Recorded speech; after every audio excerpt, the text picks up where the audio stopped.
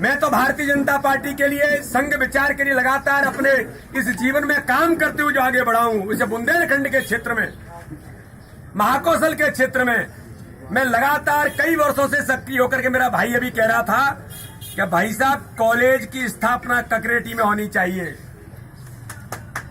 मैं बताना चाहता हूं कि जब मैं विद्यार्थी परिषद का संगठन मंत्री था तो कांग्रेस की सरकार थी, हम संघर्ष कर रहे थे कि बुंदेलखंड के नौजवानों को, बेटियों को बाहर पढ़ने के लिए जाना पड़ता है, सागर जाना पड़ता है, भोपाल जाना पड़ता है, कहीं कहीं अलग अलग स्थानों पर जाना पड़ता है। बेटियां बाहर नहीं जा सकती। विश्वविद्यालय की स्थापना इस क्षेत्र में होनी चाहिए। मैं आज आपको बताना चाहता हूं कि विश्वविद्यालय की स्थापना की मांग को लेकर के कांग्रेस की सरकार में कि बुंदेलखंड में यूनिवर्सिटी बने, मैंने उसमें मांग उठा करके आंदोलन खड़ा किया था इस क्षेत्र के अंदर, और आज छतरपुर में बुंदेलखंड विश्वविद्यालय की स्थापना हुई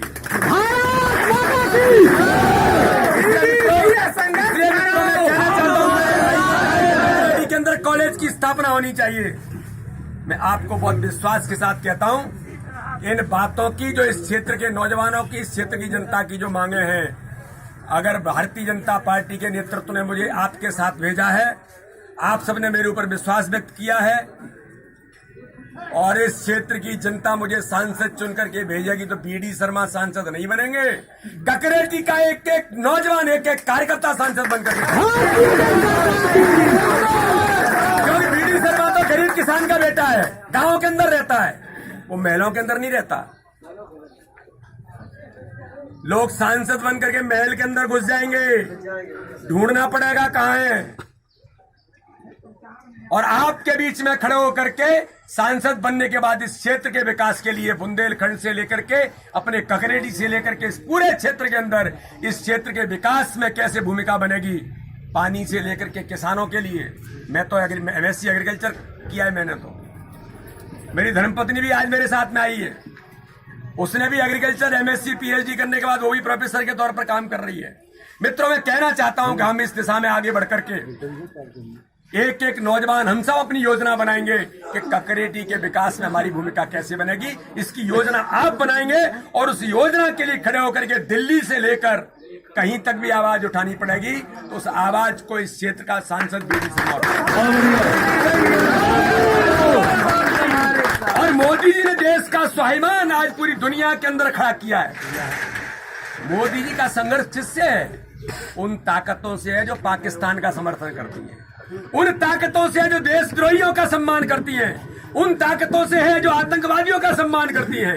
इसलिए मित्रों, आज मैं इस अवसर पर ककरेटी की जनता को कहना चाहता हूं कि आज पूरा देश एक आवाज में होकर के, एक साथ खड़े होकर के एक आवाज देश दे रहा है, देश का एक एक नागरिक आवाज दे रहा है कि अब देश के अंदर फिर से एक बार मोदी की सरकार चाहिए, क्योंकि वो गरीबों की सरकार बनकर के मोदी जी ने गरीबों का कल्याण किया है।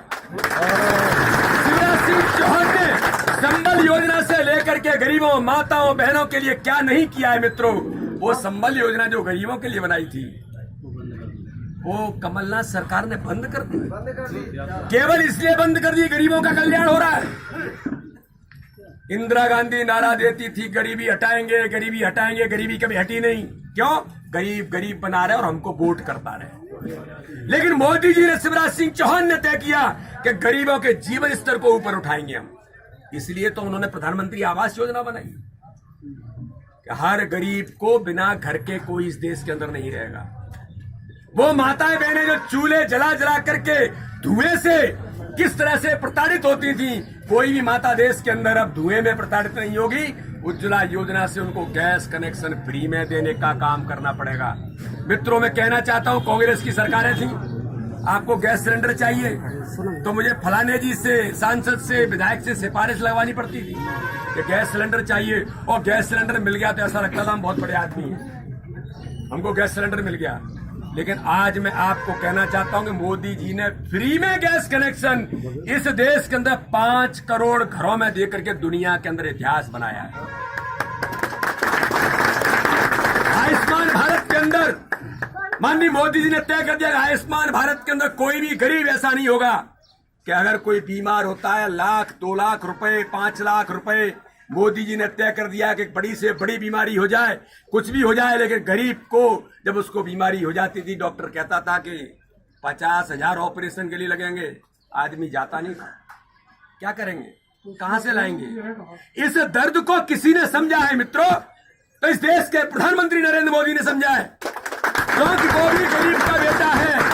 मोदी की मां जब मोदी को पढ़ा लिखा रही थी, छोटे बचपन से जब आगे ले जा रही थी, तो वो दूसरों के घर में बर्तन मांजने जाती थी। ये वो प्रधानमंत्री है, और उन गरीबों का दर्द उस प्रधानमंत्री को पता है, उस शिवराज सिंह चौहान को पता है। और मित्रों, मैं भी गरीब किसान का बेटा हूं, मुझे भी पता है गरीबी क्या होती है। गरीबी राजा को नहीं पता है, गरीबी राजा महाराजा को नहीं पता है।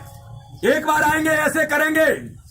क्या इस कांग्रेस के अंदर केवल यही चलेगा कि इंदिरा गांधी, राहुल गांधी, प्रियंका गांधी, सोनिया गांधी, केवल गांधी परिवार ही चलेगा? दिग्विजय सिंह तो उनका बेटा चलेगा, ज्योतिरादित्य सिंधिया और उनकी पत्नी भी आने लगी मैदान में। और इस क्षेत्र से जो लोकसभा के प्रत्याशी हैं, उनके बारे में मुझे कुछ कहने की जरूरत नहीं मित्रों। इस क्षेत्र की जनता बेहतर जानती है कि वो क्या है और क्या करते हैं। पत्नी को लाना चाहते हैं, कोई कार्यकर्ता नहीं आएगा हमारे बीच में से।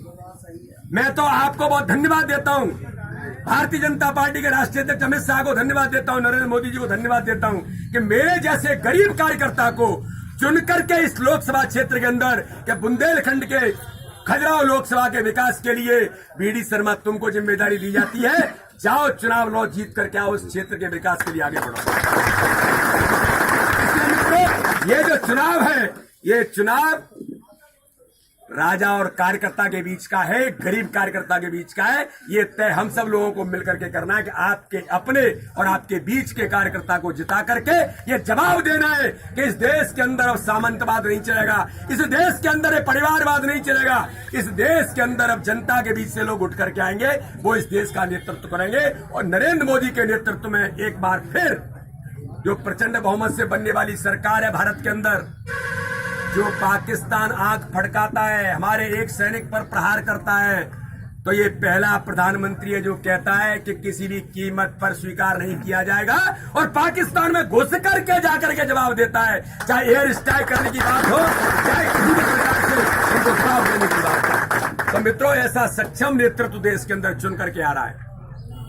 हमारे प्रधानमंत्री नरेंद्र मोदी पुनः सरकार बनाएंगे, उसमें एक कमल का फूल लोकसभा क्षेत्र खजुराहो से भी जाकर के बीडी शर्मा के तौर पर होगा।